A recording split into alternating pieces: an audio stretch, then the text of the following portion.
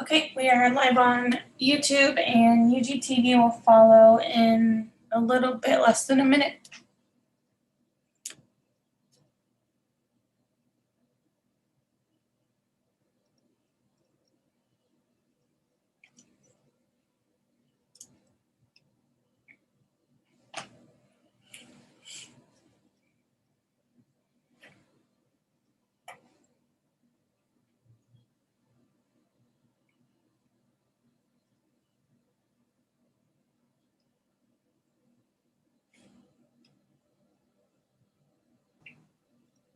All right, so we're ready to roll. Thank you. Before I call the meeting to order, I want to announce that due to COVID-19, individuals are attending remotely. All participants joining by phone should mute their phones when not speaking to avoid background noise. During the meeting, please make sure that you announce yourself by name and title every time you speak, so the public that is participating knows who is speaking. This is critical given the number of remote participants and is current guidance from the Kansas Attorney General.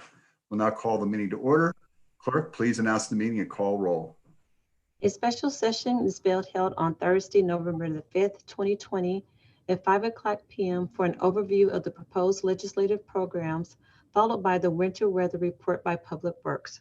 Roll call. Ramirez, Johnson, Kane, Here. Markley, Here. Walters, Here. Philbrook, Here. Bynum, Here. Burrows, Here. Townsend,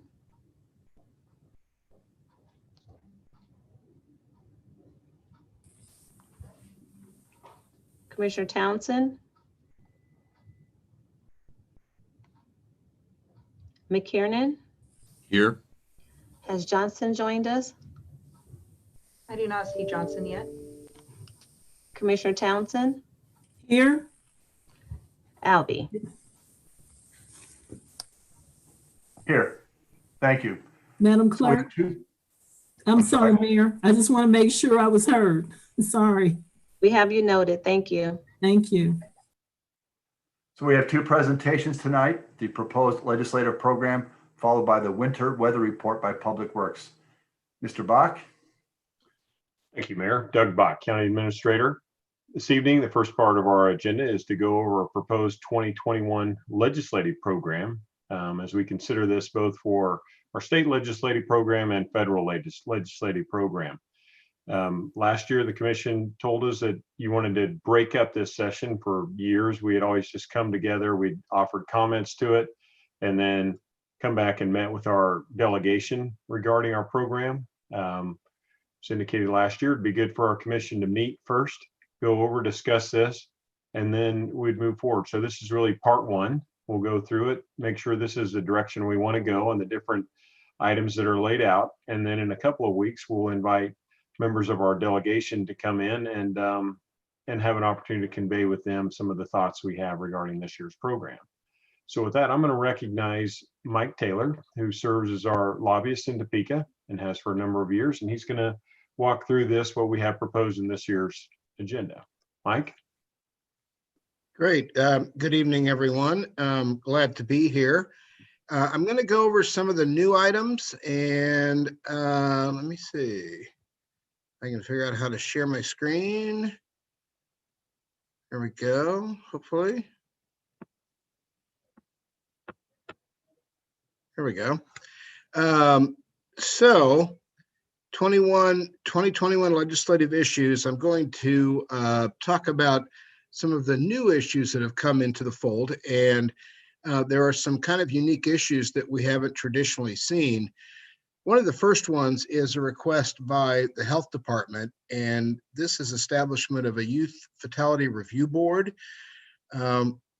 The health department believes it would be a big benefit for us to be able to better find and establish techniques to reduce the number of youth deaths in the community. And this would allow us, not so much by name, but to review the number of deaths, whether it be by homicide, suicide, car accident.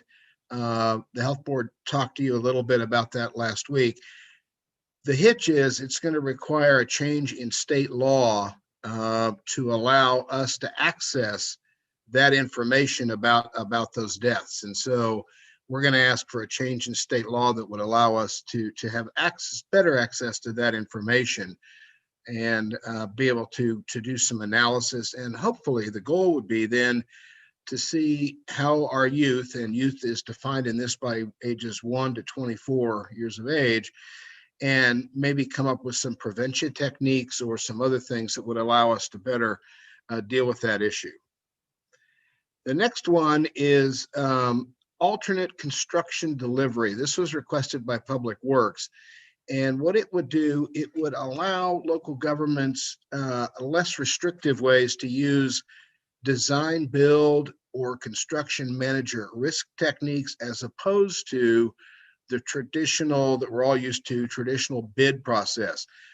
We've used this technique, and the most recent example of that is the Turner Diagonal project, which finished millions of dollars less and months ahead of schedule, because we were able to hire a contractor who could design and build simultaneously. And the problem is, again, state law is pretty restrictive on how we can use that. We've also used a similar technique down at the Caw Point wastewater treatment plant. And again, it's saved us a lot of money. So Public Works would be very interested, and I know other Kansas communities are as well, in us trying to seek some changes that would give us more latitude in using these kind of new techniques to increase the timeline on projects and save taxpayers money. Another health issue is on our contact tracing with the COVID.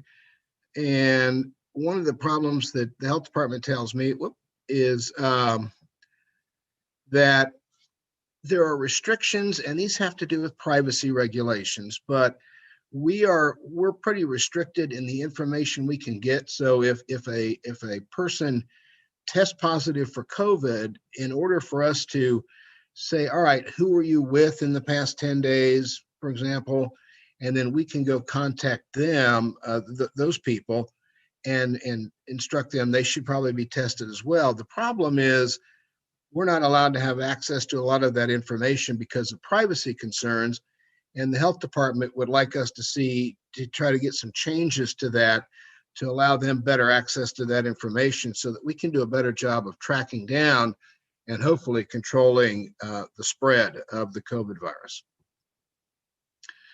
Property taxation, if you remember last year, there was an effort to pass legislation called the Truth in Taxation Law. And supposedly it was based off of a law in Utah, although it was not exactly the way Utah did it. This was much more restrictive. And if we raised taxes above where we were the previous year, we would have to report all of this.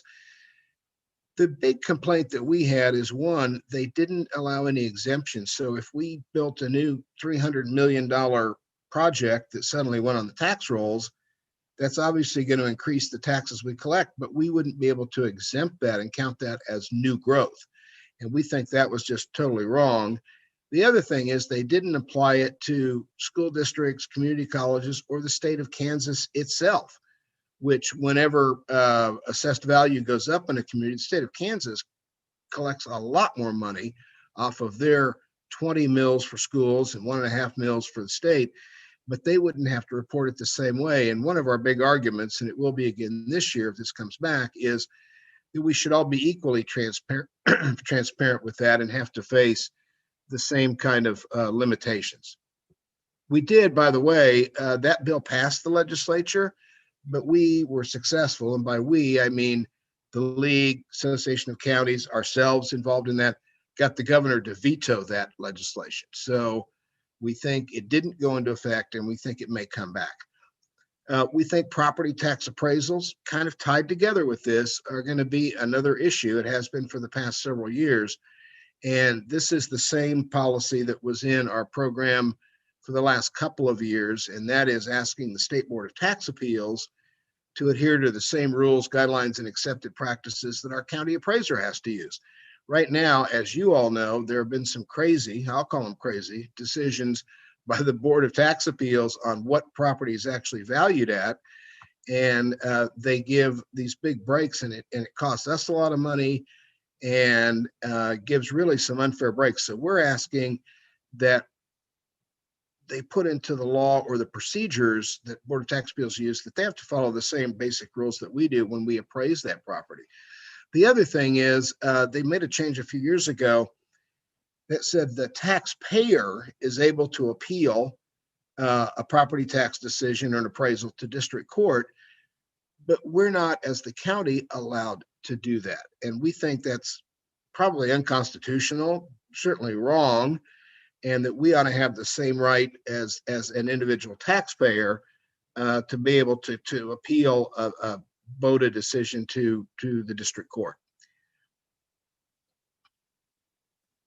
An oldie but a goodie, one that's been around forever, and we hope we can get this law actually put on the books in Kansas. Many companies are already following, but that's internet sales tax collections. Many businesses, from Walmart to a lot of others, are now following this, and they're remitting the local and state sales taxes. Somebody goes online and you order from Amazon or from some third-party seller, that they should have to collect the sales taxes that would be due as if they purchased that at a store in the Legends, for example.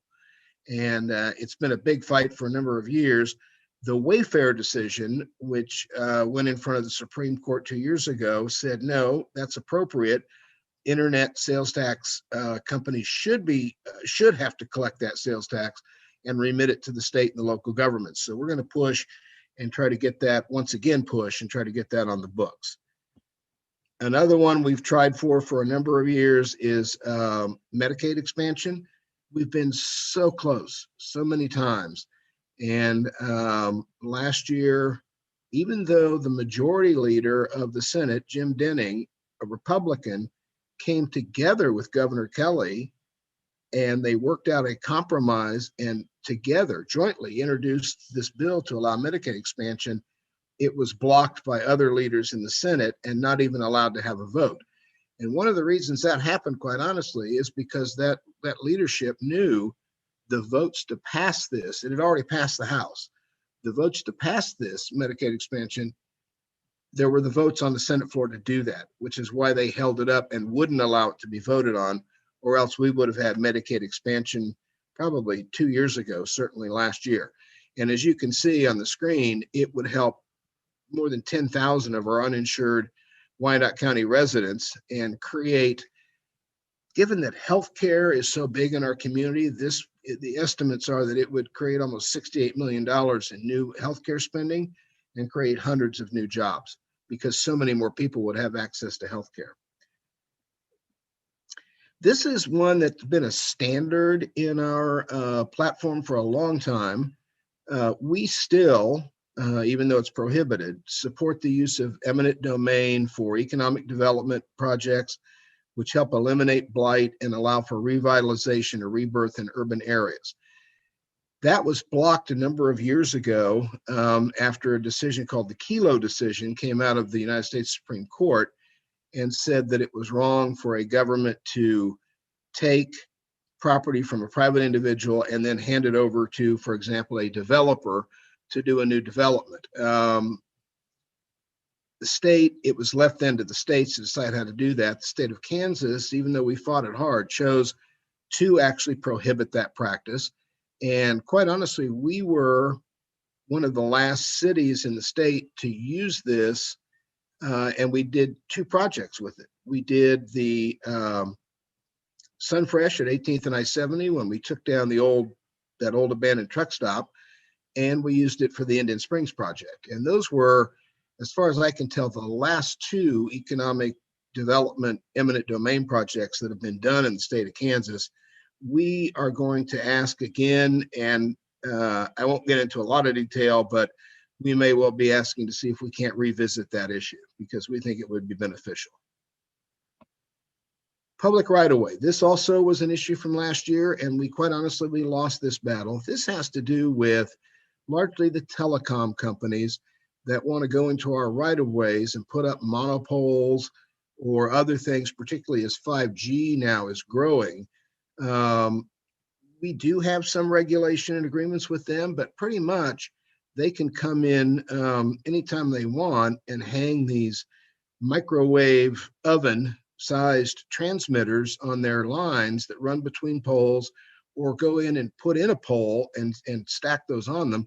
We've got an example of it right down the street here, just 6th Street, where you can look as you're headed around the corner from Barnett over to Ann, you can see those transmitters, and it's an aesthetic issue, but also we think we ought to be able to have more control over the use of our right-of-ways. And so we think, even though the telecoms won a big victory last year and got that bill passed, we think, and have picked up intelligence information, that they're going to come back and ask for even more.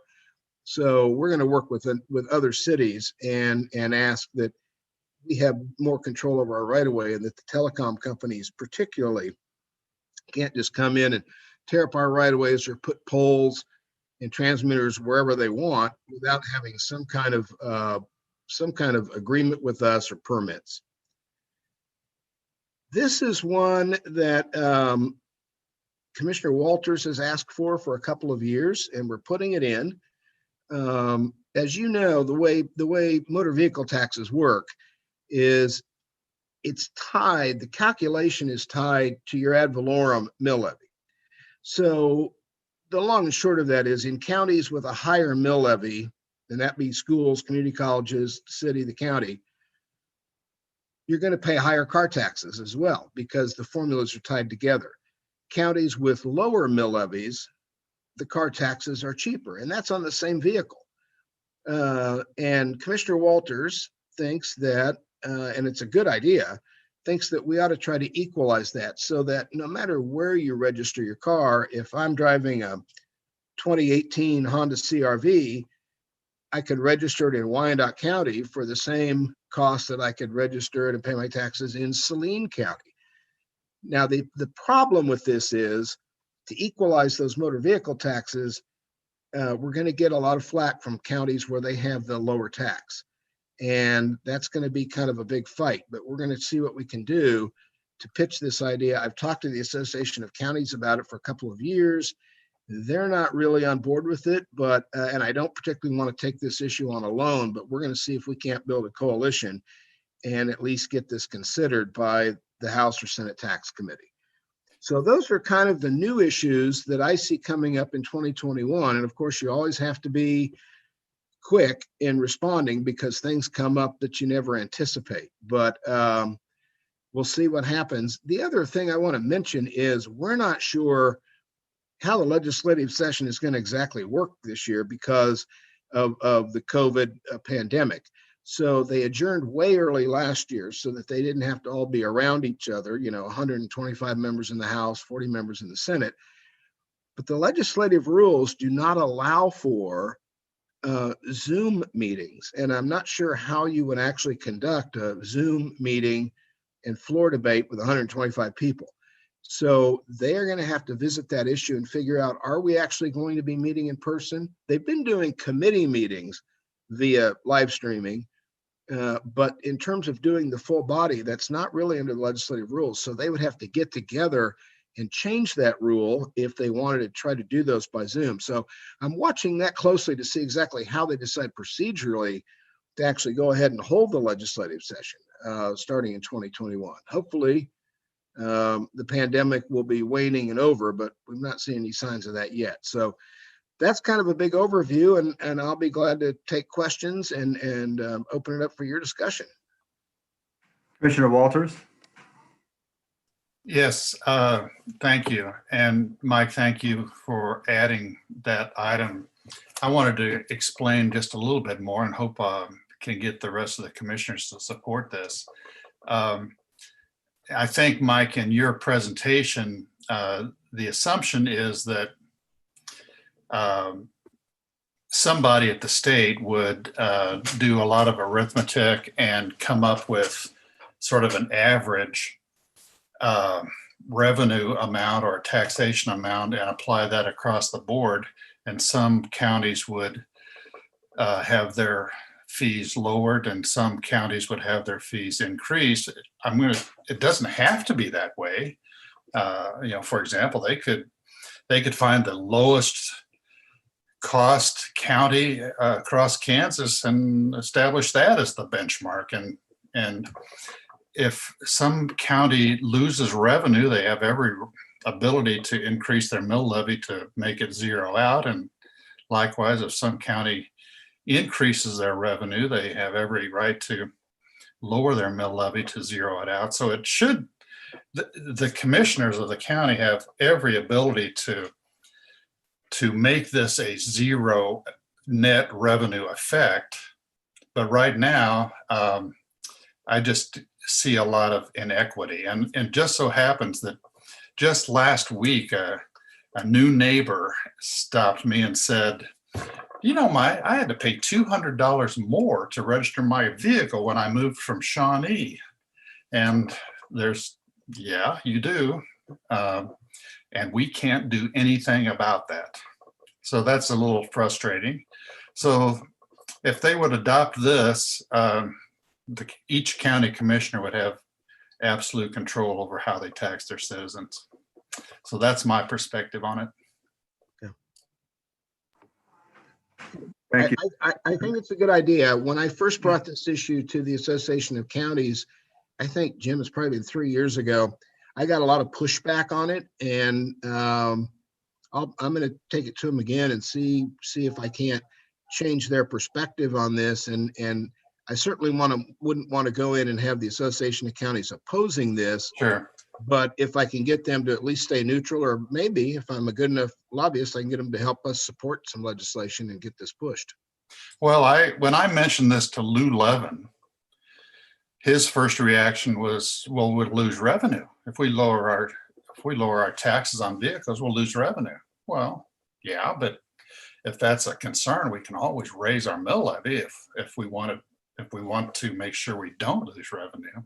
But it just gets us, it gets us in control instead of the state, and removes the incentive for people to register their cars outside our county, which is frequent. Believe me, it's frequent. Right. Thank you. Yeah, thank you for that. Mike, the alternate construction delivery, I appreciate the fact that Jeff Fisher brought this forward. It seems like that ought to be an easy move, since I thought I heard the transportation secretary describe that the part of Governor Kelly's and her approach moving forward to expedite projects across the state was to use this very methodology, and it was used on the Turner Diagonal. Yes. And so there was a little bit of pushback, I thought, when they first tried it, but the Turner Diagonal ought to be the proof case that this is an effective way.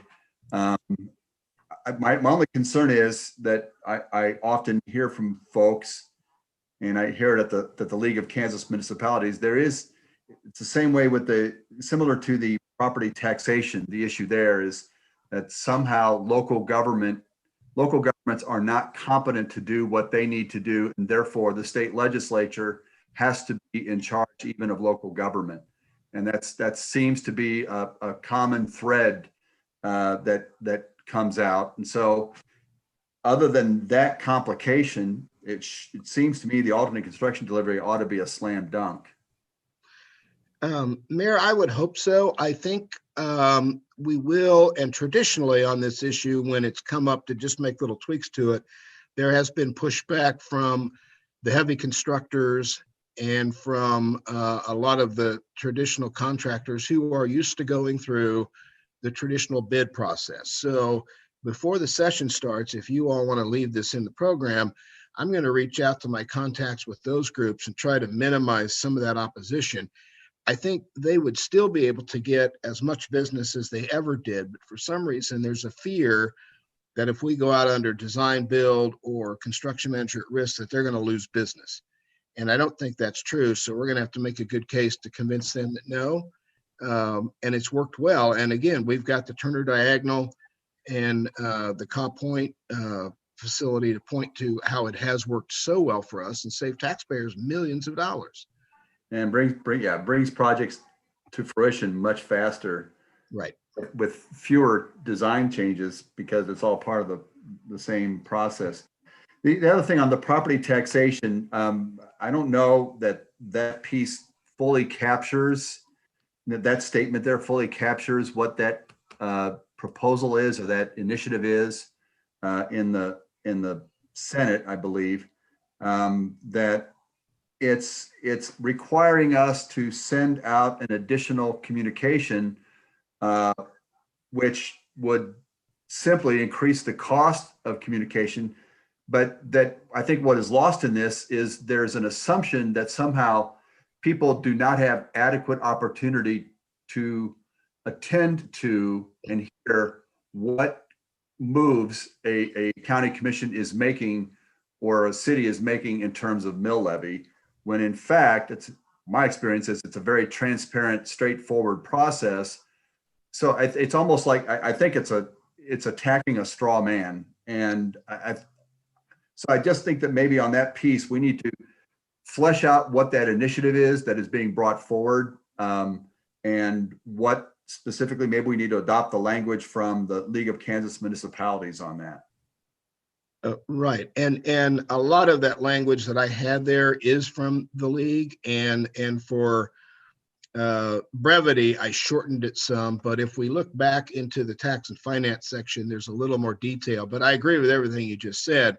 We opposed it on all of those grounds you just mentioned. I just thought it would be a little lengthy to put every bit of that language because it was a complex bill. And one of our big objections on that, and it still will continue to be, is that it didn't give us any kind of an exemption for new development and growth, which the Utah law that they said this was model of actually exempted new growth. So like I said, if we built a new $300 million development somewhere and that goes on the tax rolls, we would have to notify taxpayers that we're collecting more revenue than we did the previous year, even though that revenue didn't exist before. And we think, we think that just doesn't make any sense at all.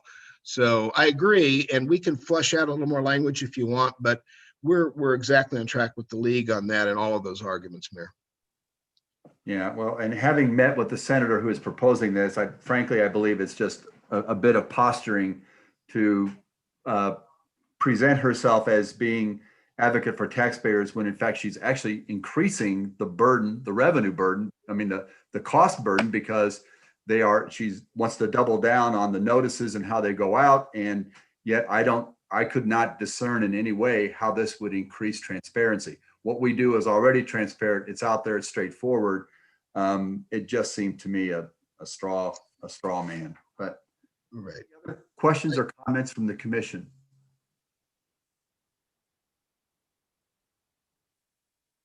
Okay. Seeing none. Thank you, Mike, for that presentation. Thank you. And that will take us to our next topic, which is the Winter Public Works Program. And I'll pass it back on to Mr. Bach. Thank you, Mayor. Doug Bach, County Administrator. So next item up is just an update to go over with the commission, some of the things we have in place as we anticipate the winter months coming upon us. With cold weather comes snow and ice, and we have operations set forth to work with that. So our team is here this evening to run through just a few things that we're doing, and so the commission will understand what we do when we see snow come in during the day or overnight.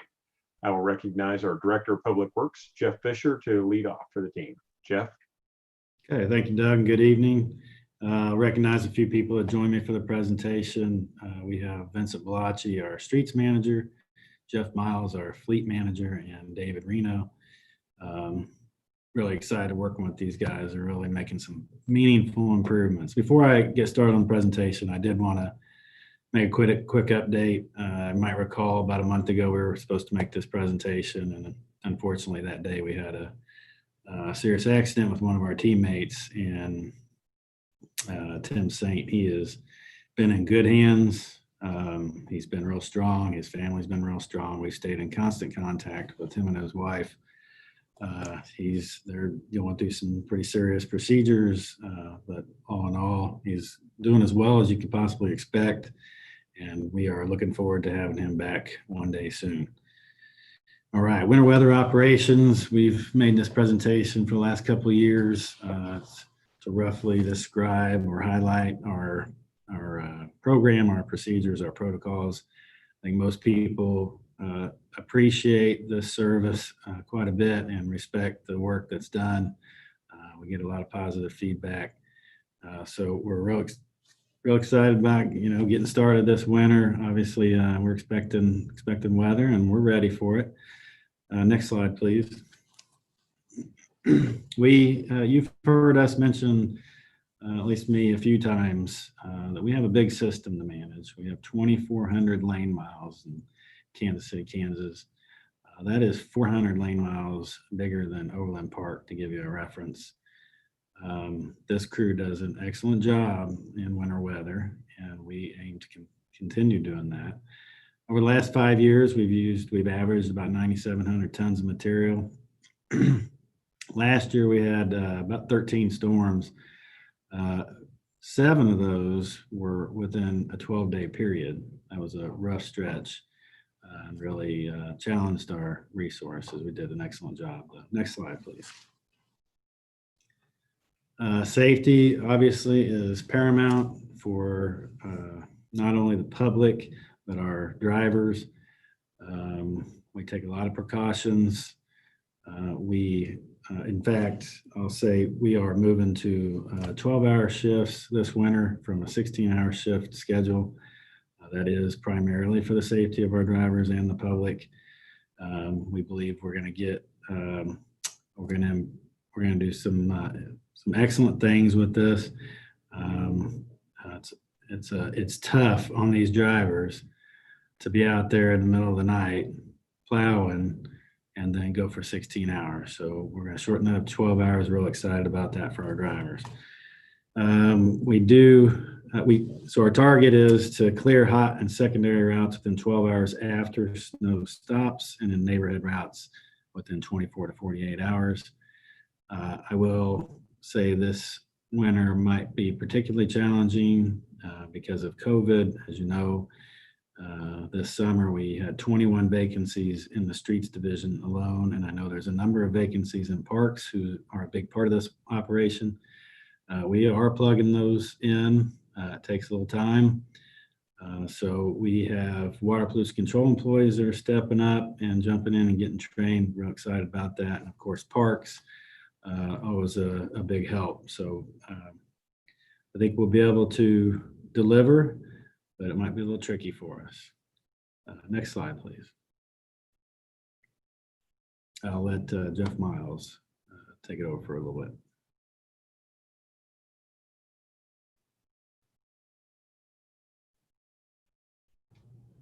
Jeff, you're muted.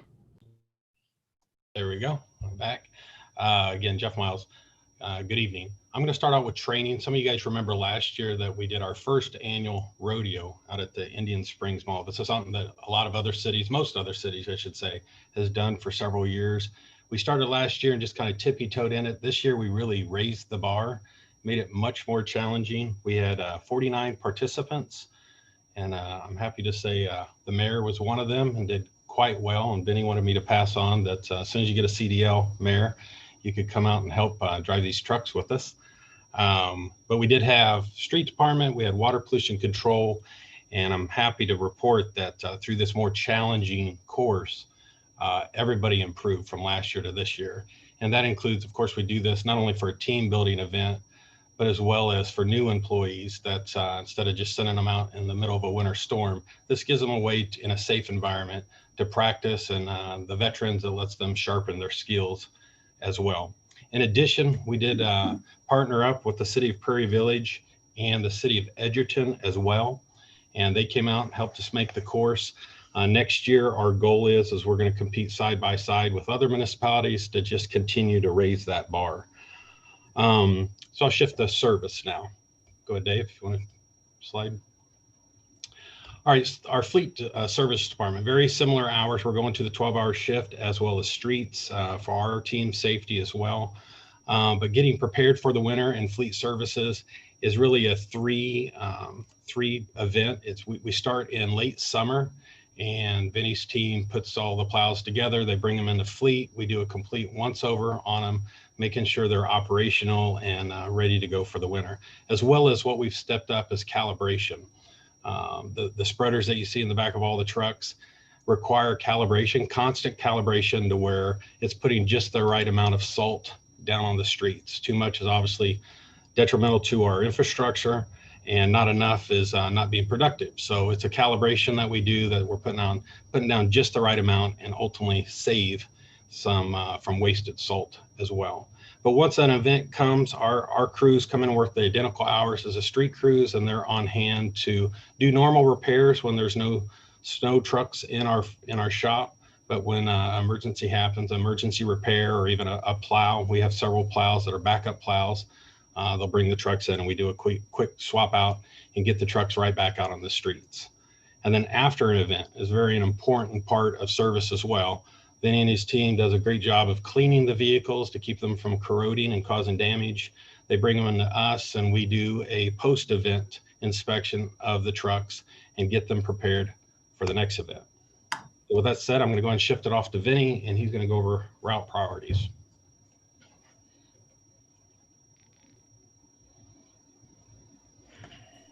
There we go. Before jumping into route priorities, I will mention the monitoring we do throughout the season. We are constantly monitoring the weather, road temperatures, and any incoming systems. We utilize a service called Weather or Not, which gives us detailed forecasts specific to our county, as well as the multiple local meteorologists to get us best prepared for each event. Next slide, please. Snow routes are prioritized based on traffic volume as well as the speed of travel on those roads. So the first, we'll have hot routes. These are main roads such as Parallel, State Avenue, Metropolitan, and any roads with emergency facilities or hospitals. From there, we move on to secondary routes. These are collector roads out of neighborhood routes that feed the hot routes. And last, we have neighborhood routes, which of course are residential roads, cul-de-sacs, and dead ends.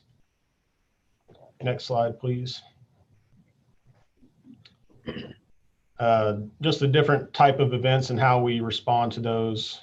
A minor event, that's going to be a trace to 1 inch, and this was the majority of our storms last year.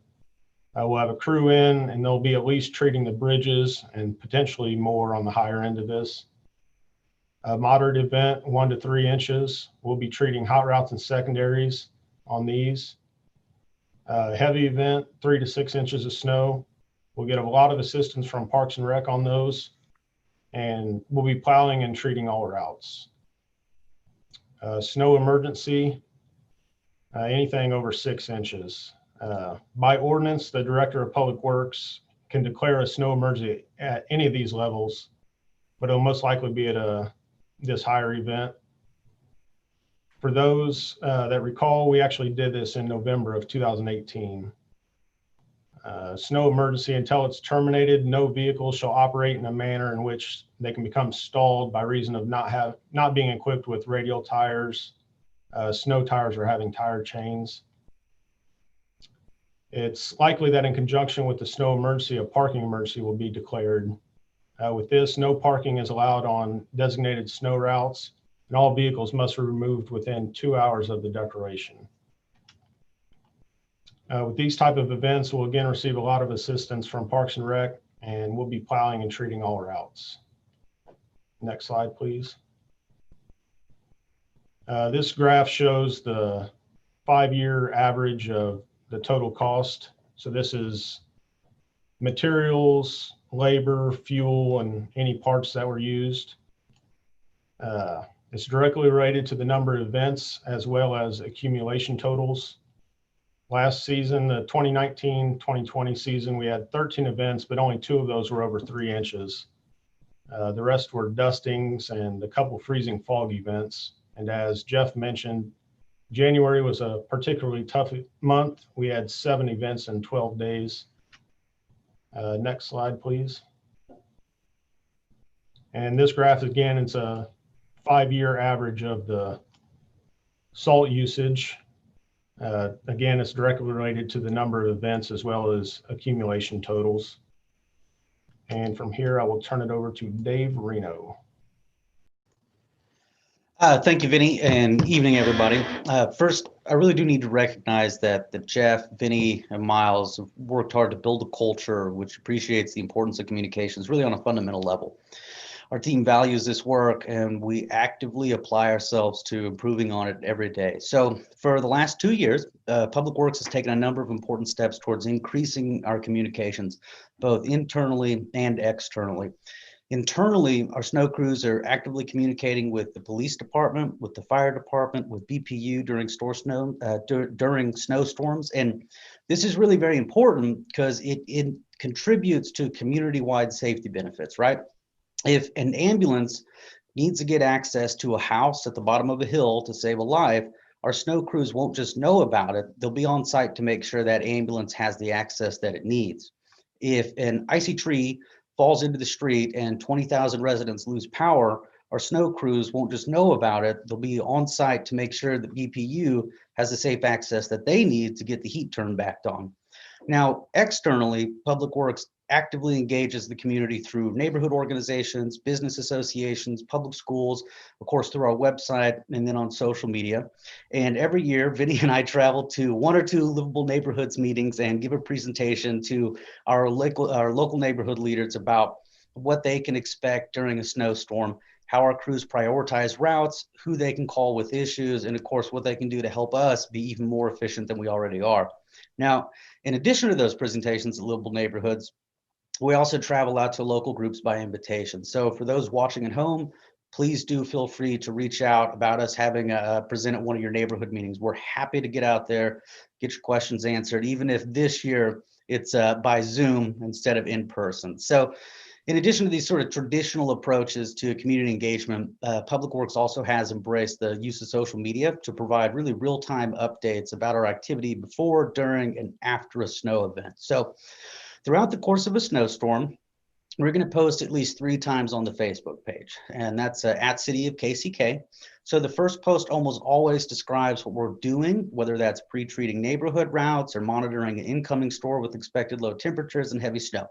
The second post usually follows a number of hours later, and it lets our community know how things are going. Are hot routes clear? Is there still time? Do we still have some tough patches of ice out there? What about, are we just finishing up stuff, working through neighborhood routes, that kind of thing. Now, the third post that follows, it generally shows up when snow operations are complete. This is the time when crews are heading home for some rest, vehicles are being repaired by Miles and his crew, and of course, traction has been restored to streets. So although we may still have crews out touching things up, really at this time operations have wound down and the process of preparing for the next storm has begun. So last year, Public Works also started doing something new, and for the most part, it really runs in tandem with the posts that appear on social media. What is it? It's easy. It's communicating directly with our local school districts about snow operations. So we do this through a text message thread with leaders or their designees throughout the course of a storm. The method is really similar to the one on social, but it's really geared towards keeping our districts informed about conditions on the road. This communication helps our school officials make more informed decisions about not just potential school closing, but the safety of staff that still right now are working in local schools. So we continue that communication now. We're going to continue it moving forward. And I think everyone involved agrees it really does add quite a bit of value to the work that we do on behalf of the community. So on a quick final note, I want to speak just a little bit about adding value to our community. So there is a type of outreach we perform that doesn't always have direct educational benefits to snow removal operations, but it really is nonetheless an extremely important community engagement endeavor. And so what is it? It's easy. It's called having a little bit of fun. And here's a great photo of that fun in practice. Last year, we thought it might be cool to have some local students paint a snowplow as a sort of pilot program. And after asking around a bit, Miss Alvarado's preschool class at Emmy Pearson Elementary said that they would be happy to paint a snowplow, and this is the result. So huge shout out to Emmy Pearson and Miss Alvarado's class again this year. Given the success of this pilot and really the interest that it generated, Public Works would like to continue to do this, and we would like to expand this opportunity to more schools in the future. Now, Obviously, COVID-19 has thrown something of a wrench into the program for this year, but we're certainly still interested in continuing into the future as health and safety allows. So with that said, I'll head the presentation back over to Jeff so he can cover another interesting winter weather program. Right, thank you. This is real exciting. We hope to have this off the ground by winter, but with COVID impacts, weren't able to do that. It will be ready sometime maybe in February. It is a salt brine operation. Most people have noticed the white stripes on KDOT system and in other cities. That's brine, and we will have that same system. It'll be used to improve safety ahead of a storm, to improve effectiveness of the operations that we normally have. And so we're really looking forward to that. Vinny's team and Jeff's team, this was a big team effort. Streets, fleet, water pollution control, facilities, parks, all involved in making this thing happen. And it will be quite an enhancement to the operations. Next slide, please. All right, this team, everybody involved takes a lot of pride in this. They work really hard. They work long hours. It's challenging. There are some things that the public can do to help. Obviously, in winter weather, if you don't have to go somewhere, please don't. If you can avoid parking on the street, that would be sure appreciated. This presents a number of different challenges, makes it very difficult for the drivers to do an effective job, and in a lot of cases makes it difficult for folks to get where they need to go safely. Property owners are responsible for mailboxes. Please secure your mailbox. If it's not, it is very possible that the snow pushed to the side from the plow will push it over. And when you're shoveling the driveway, when you're looking out to the street from your driveway, shovel to the right. If you shovel to the left, it's highly possible the snow plow will come by and push it back into your driveway.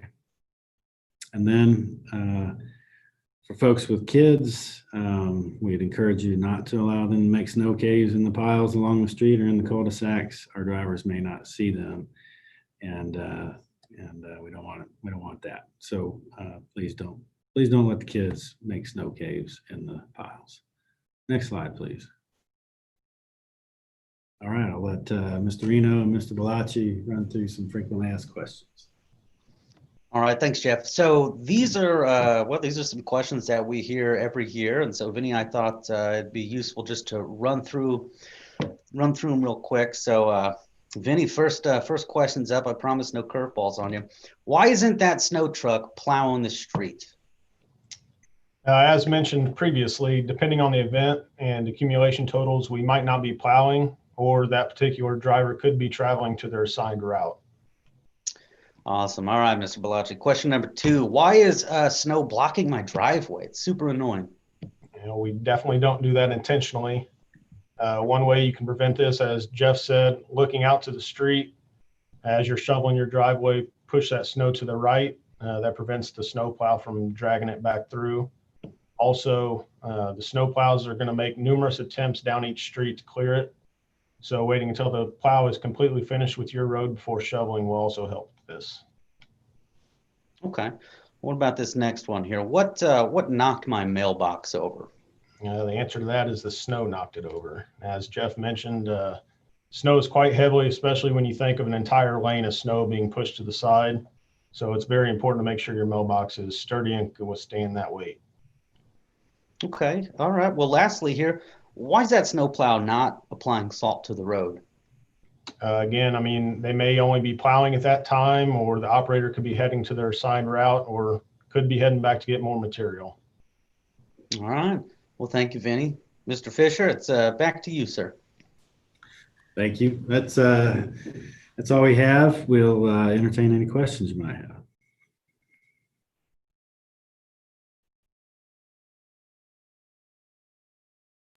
Thank you. Let me pull up my participants list.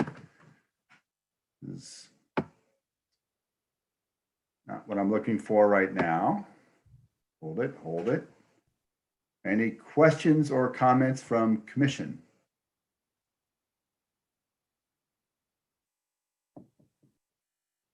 Seeing none, I'll just say thank you for that update. Very informative. And I like that little last piece. The real question is, why is there snow anyway? Period. Just get rid of the damn stuff. Can you do something about that, Jeff? Sure, I'll give it a shot. Thank you very much. Thank you all. All right, that concludes our special session for the evening. We'll be back on for regular session at 7.